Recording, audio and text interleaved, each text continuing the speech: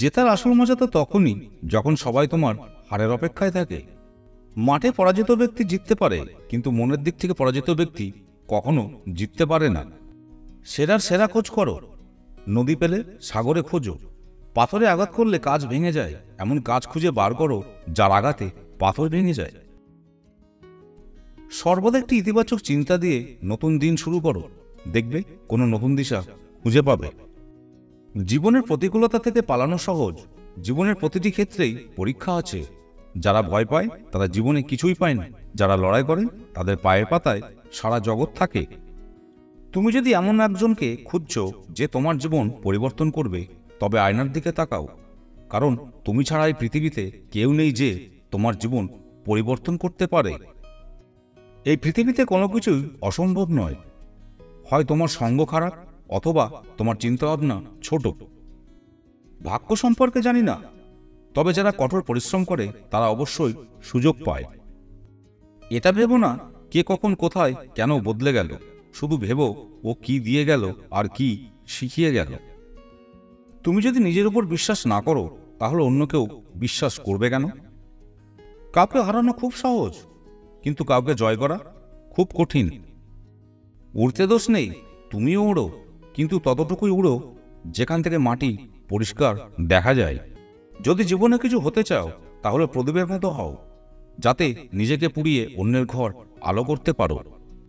সমালোচনা তারাই করে যাদের নিজের ভালো কাজ করার ক্ষমতা নেই এবং যারা অন্যের ভালো কোনোদিনই দেখতে পারে না।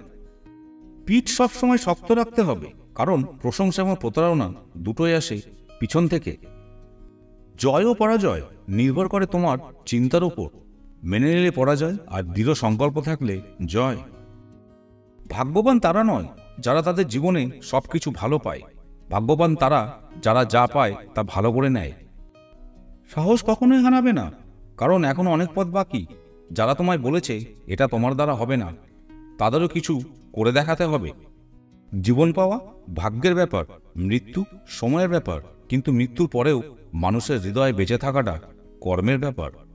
তুমি তোমার নিজের জার্নিতে যোগ দাও, অন্যথায় লোকেরা তোমাকে তাদের জার্নিতে অন্তর্ভুক্ত করবে। সাফল্য আমাদেরকে বিশ্বের সাথে পরিচয় করিয়ে দেয়, এবং ব্যর্থতা বিশ্বকে আমাদের সাথে পরিচয় করিয়ে দেয়।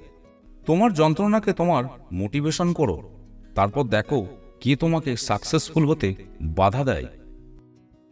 ভিড় সর্বদা সেই পথে অনুসরণ করে যা সহজ মনে হয়, তবে এর অর্থ এই নয় যে ভিড় সর্বদা সঠিক পথ অনুসরণ করে।